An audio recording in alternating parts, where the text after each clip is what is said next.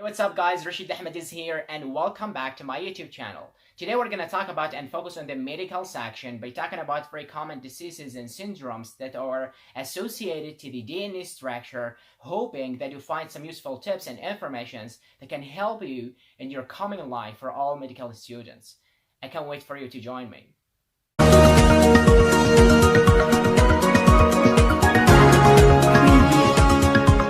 Hey guys, welcome back. So today we're going to talk about and focus on three major different common diseases that are associated with the DNA structure that are so common. The first condition is the antiphospholipid syndrome.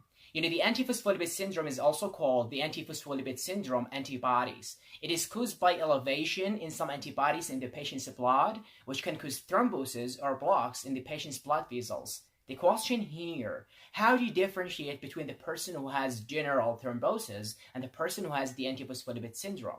The thing that is like a characteristic with this syndrome is that the blocks or thrombosis happens in the patient's blood vessels in both, in the veins and in the arteries. So there are two types of antibodies that can cause this condition. The first antibody is the antibody that is associated with the syndrome itself, such as the anticardiolipid. And the second one is the lipase anticoagulant. After a lot of researches, they did notice that these two antibodies, they do work against two major places, against the beta-2 glycoprotein, and more importantly, against the prothrombin, which has an important role in blood clotting. So how do you diagnose the person with the antiphospholipid syndrome? To diagnose this condition, you need to depend on the laboratory section and the clinical tests. So there are two types of clinical tests you do for the patient with the antiphospholipid syndrome. The first test is the immunological test, such as we said before, such as the anticardiolipid.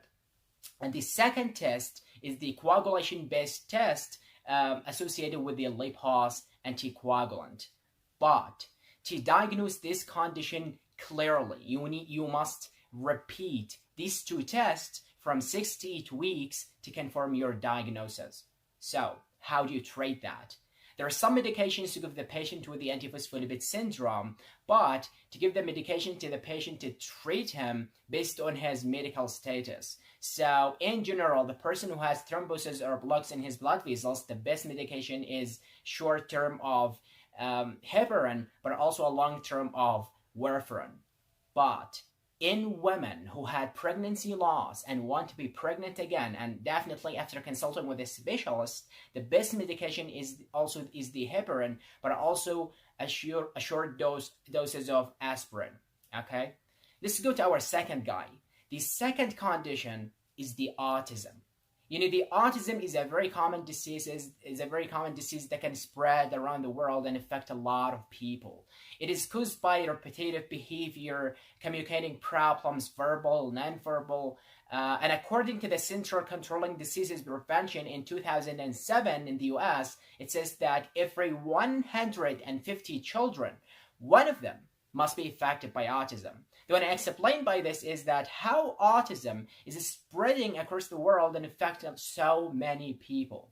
So, the reason why I did put for you those two pictures is that definitely a lot of you're medical students, you're watching the American series, The Good Doctor, right? Or the British, or the Turkish series, the American Doctor, right?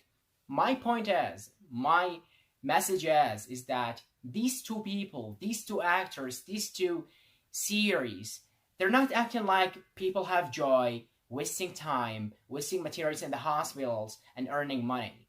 No, absolutely not.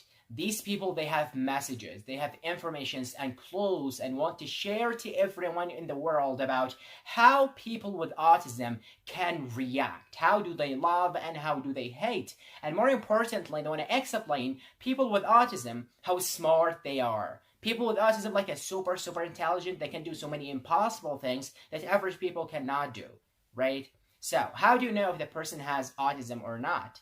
The reason why I did put for you this picture, Albert Einstein's picture, is that I need to tell you something. I did talk about Albert Einstein's personality, or Albert Einstein when he died in one of my videos. When you check that later on, I did talk about how he died and how he was genius and smart and the reason behind that. So Albert Einstein, when he died, his closest friend was beside him. So his closest friend, he was a doctor. So when Albert Einstein died, this doctor, he took Albert Einstein's body to the operating room. He shaved his hair, cut his skull, and took his brain from his head. He was so passionate about why Albert Einstein, he was so smart. He was so intelligent, more than you ever believe or think. So he took Albert Einstein's brain to the laboratory and started to examine his brain over and over again until he reached something. You know, we all have two types of nerve cell for those who medical students are watching. We have neurons and we have neuralgia, right? Neurons, they never divide, and neuralgia, they do divide in our bodies during life, right? You know, the neuralgia, that doc, he noticed that the neuralgia, they were much more than the neurons in the right hemisphere of Albert Einstein's cerebrum. And that's why his cells were getting larger. That's why his brain was getting bigger. So he thought he was so smart because of that. Recently, some doctors, they came up with a new idea. They said, hey, wait. Albert Einstein, he was smart because he was sick. What do you mean? They said Albert Einstein, he had a condition called autism. They said that based on some symptoms and signs they did notice on Albert Einstein's personality. They said he was acting very weird, and because of that he was sick because of this condition. Some of these symptoms, the person who have autism, some of these symptoms you do notice in his personality is that people with autism, they don't like to stay with other people. They always prefer to stay alone all the time. People with the autism condition, they always never lock your eyes when they're talking to you. They have a problem eye contact. And more importantly is the third, people with autism, they always shake hands like this when they're talking to the person in front of them. So based on these symptoms and many more definitely, they said Albert Einstein, he might have this condition, and that is the closest reason for that. So how do you treat the person with the autism?